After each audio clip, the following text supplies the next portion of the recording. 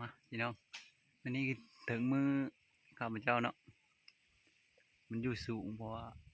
ระดับสีมือเพิ่นก็ขึ้นไม่บ่ได้เนาะอันนี้สิลองเบิ่งพี่น้องเดี๋ยวน้ำมันเนาะเอาสิจุ่มใส่ไล่แล้วสิจุเนาะขึ้นตอนนี้ขึ้นมาใกล้แล้วพี่น้องมาเบิ่งน้ำกันเนาะรอรุ่นน้ำกันเด้อพี่น้องเด้อเป็นทางที่4เนาะถือว่าใกล้ชิดเด้อพี่น้อง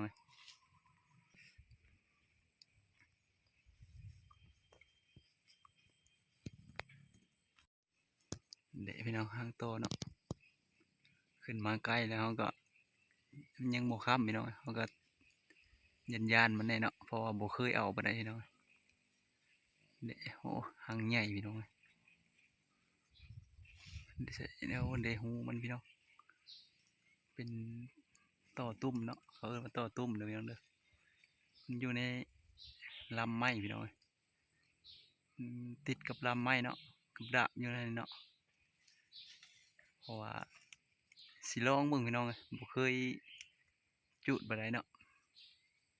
ระดับสีมือคนเก่าเฮาแล้วมันขึ้นไม้บ่ได้พี่น้องเ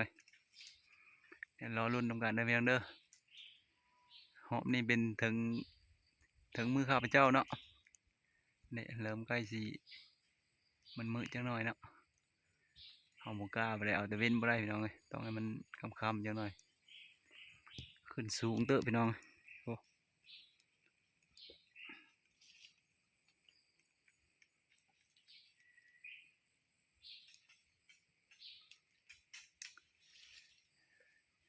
อยู่แถวเก่าแถวเดิมเนาะใกล้ชิดใกล้กับภาษาคือเก่าพี่น้องอยู่แคมป์ให้แคมป์นาเนาะถ้าเรารุ่นตรงกันเด้อเพื่อเฮาจุดเสร็จสิ้นเนาะว่าสิมากหรือบ่มากก็รอรุ่นตรงกันอีกครั้งเนาะมาลงมาเรียบร้อยแล้วเนาะเบิ่งนี่เบิ่งว่าเห็นได้มากอยู่บนโอ้ท่านนี้มากเติบเนาะอุตมะดิ เด็กเอาลงมาแล้วก็ประมาณนี้เนาะ นั่นแหละที่ได้เจอน้องเห็นเป็นนั่น แล้วก็เด็กกำลัง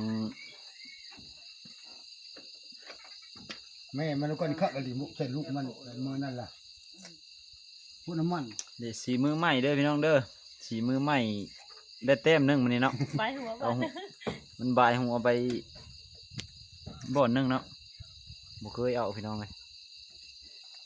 นี่เกินตัวนี้ก็ยังเจ็บอยู่เนาะยังย้อนๆอยู่ คนบ่เคยเอาเป็นครั้ง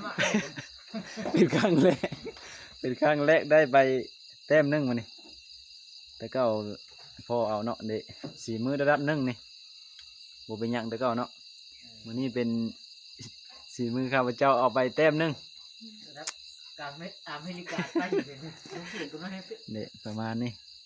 ตอนนี้ก็มาเถียงเป็นที่เรียบร้อยเนาะ คนนี้เอ้ยม มากหรือบ่มากก็ประมาณนี้เนาะเด็ นี่แหละ ซ้ำที่เขาเห็นนี่แหละ กระชิดเล่เลยเลยกว่า ตอนนี้ก็หลานสาวกำลังแกะอยู่เนาะเด็กผู้ใดอยากก็ตามมาเด้อ จะได้ออกกองฟัน การจะนั่งก่อนเนี่ยนั่งโคกตัวเลียวเบิ่ง เออ โคโตปกอยู่ โอ้ ช่างมัน เอาสิจบคลิปซ้ำนี้ก็เนาะอย่าลืมเข้าไปกดติดตามช่วยเด้อ